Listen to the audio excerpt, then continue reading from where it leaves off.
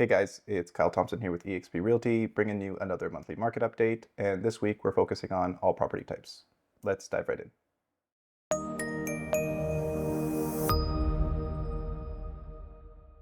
All right, so starting off big picture. Last month we had 449 new listings, 172 new sales. The average list price was $704,251. The average sale price was $682,391.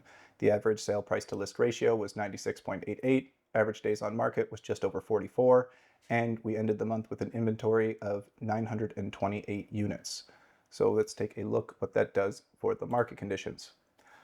I like to use both the monthly supply of inventory method as well as the sales to new list ratio, as I find using both measures gives a more complete picture of what's going on in the market. With that said, using the monthly supply of inventory method, we came in at 6 months of inventory, which puts us into a buyer's market.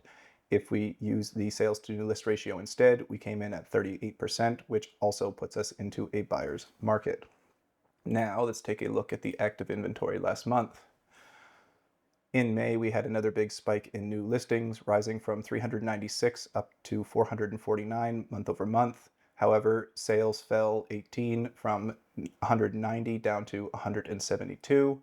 Expireds ticked up from 36 up to 42.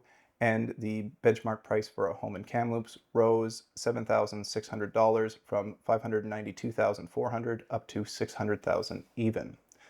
Now let's take a look at the end of month inventory. Last month, we ended the month with an inventory of 928 units, which is the highest for this time of the year, going back to 2017.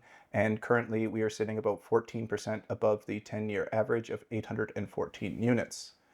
If we look at new listings instead, we see that so far there's been 1,749 new listings year to date, which is the highest in the last 10 years. And currently, we are sitting 13.43% above the 10-year average of 1,542. If we look at sales instead, we see that so far year to date, there's only been 737 units sold, which is the lowest this time of year, second lowest in the last decade, and the lowest since 2020, where obviously we had the pandemic. And currently we are sitting 19.59% below the trailing 10-year average of 917.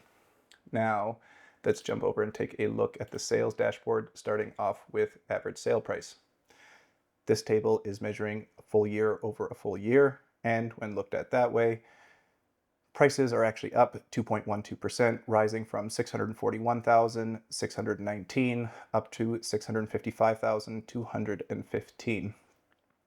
Most areas are up on the year, with the exception of apartments, which are down about 0.25%, manufactured homes, which are down about 5 1/3, half duplexes, which are down just over 1%, and recreational dwellings, which there's only 2 sales, so they're down 42%, but it's a small number, so it's easy to push it around.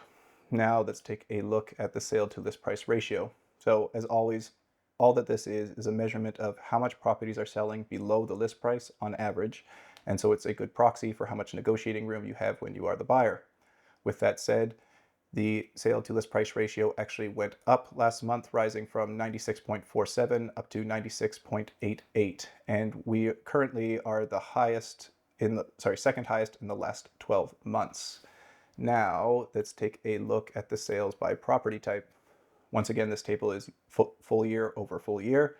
And when looked at that way, sales are down about 1.35%, falling from 1,853 down to 1,828. It's a bit of a mixed bag, which property types are up and which are down.